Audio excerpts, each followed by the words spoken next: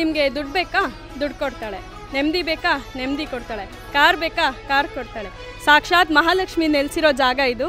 ಇದೆಲ್ಲ ನನಗೆ ಸಿಕ್ಕಿದೆ, ನಿಮಗೂ ಸಿಗಬೇಕು ಅಂದರೆ ಈ ಜಾಗಕ್ಕೆ ಬನ್ನಿ.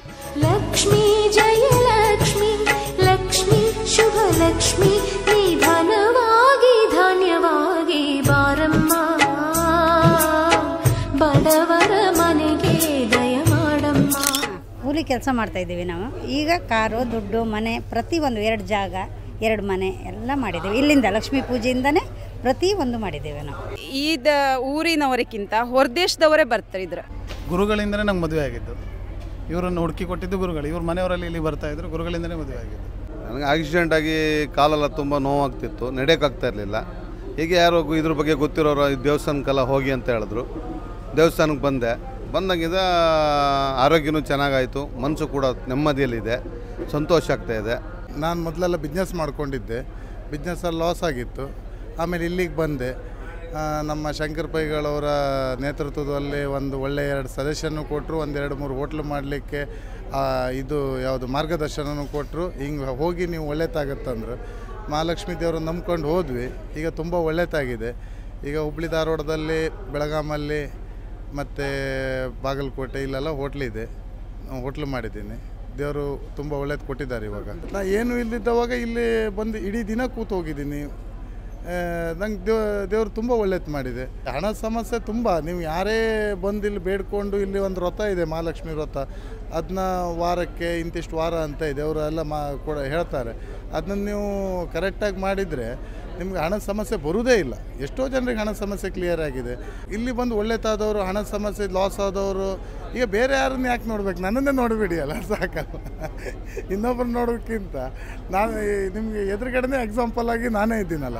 ಜಾಗದಲ್ಲಿ ಸ್ವಲ್ಪ ಕಾಂಪ್ಲಿಕೇಟೆಡ್ ಇತ್ತು. ಆ ಜಾಗನೂ ಕಂಪ್ಲೇಂಟಾಗಿ ACDC ತಹಶೀಲ್ದಾರ್ ತನಕ ಹೋದ್ರ ನಂತರ, ಇಲ್ಲಿ ಸಂಕಲ್ಪ ಮಾಡಿದ ನಂತರ ಆ ACDCಯಿಂದ, ತಹಶೀಲ್ದಾರಿಂದ, ಪಂಚಾಯತ್ VAಯಿಂದ ಆ ಜಾಗ ನಮ್ಗೆ ಸಿಕ್ತು. 1 ವರ್ಷದಲ್ಲೇ ಆ ಜಾಗ ಸಹಿತ ನಾ ತಗೊಂಡೆ.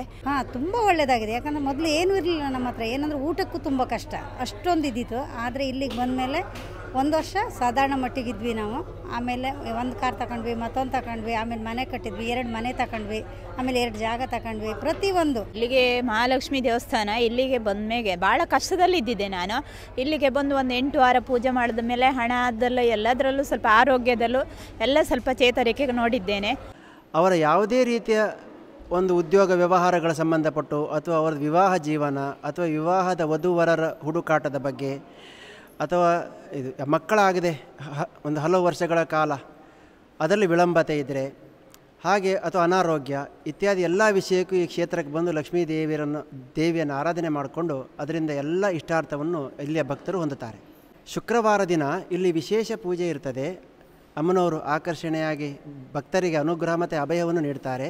ಉಳಿದ ದಿನ ಬೆಳಿಗ್ಗೆ 8ರಿಂದ ಸಂಜೆ 5 ತನಕ ಈ ಕ್ಷೇತ್ರ ಇಲ್ಲಿ ಆರಂಭ ಇರ್ತದೆ ಅಥವಾ ಆರಾಧನೆಗಳಿರ್ತವೆ. ಪ್ರತಿ ಸೋಮವಾರ ದಿವಸ ಇಲ್ಲಿ ರಜೆ ಇರ್ತದೆ. ಉಡುಪಿ ಜಿಲ್ಲೆ ಕುಂದಾಪುರ ತಾಲೂಕಿನ ಈ ಊರ ಹೆಸರು ನೇರ್ಲಕಟ್ಟೆ ಅಂತೇಳಿ. ಶ್ರೀಗಿರಿ, ಇಲ್ಲಿ ಶ್ರೀ ಮಹಾಲಕ್ಷ್ಮೀ ಸಿದ್ಧನಾಥ ಕ್ಷೇತ್ರ ಇದು. ಇಲ್ಲಿ ಬರೋರು, ಈ ವಿಡಿಯೋ ನೋಡೋರು ಅದರಲ್ಲೊಂದು ಲೊಕೇಶನ್ ಮತ್ತು ಇಲ್ಲಿ ಫೋನ್ ನಂಬರ್ ಹಾಕಿರ್ತೇವೆ. ಅದೇ ನಂಬರಿಗೆ ನಮಗೆ ಅವ್ರು ಕಾಂಟ್ಯಾಕ್ಟ್ ಮಾಡಿದರೆ ಅವ್ರಿಗೆ ಬೇಕಾದ ಮಾಹಿತಿ ನಾವು ನೀಡ್ತೇವೆ. ನಾನು ವಿದ್ಯಾರ್ಥಿನಿ ಆಗಿದ್ದಾಗಿಂದ ಕೂಡ ಇಲ್ಲಿಗೆ ಬರ್ತಾ ಇದ್ದೀನಿ. ನಾನು ಏನೇ ಕೇಳೋಕ್ಕಿಂತ ಮೊದಲು ಇಲ್ಲಿಗೆ ಬಂದಾಗಿಂದ ದೇವ್ರು ನಾನು ಕೇಳೋಕ್ಕಿಂತ ಮೊದಲೇ ಎಲ್ಲ ಕೊಟ್ಟಿದ್ದಾರೆ. ಅದು ಒಳ್ಳೆ ಮಾರ್ಕ್ಸಿಂದ ಹಿಡಿದು ಒಳ್ಳೆ ಕೆಲಸ.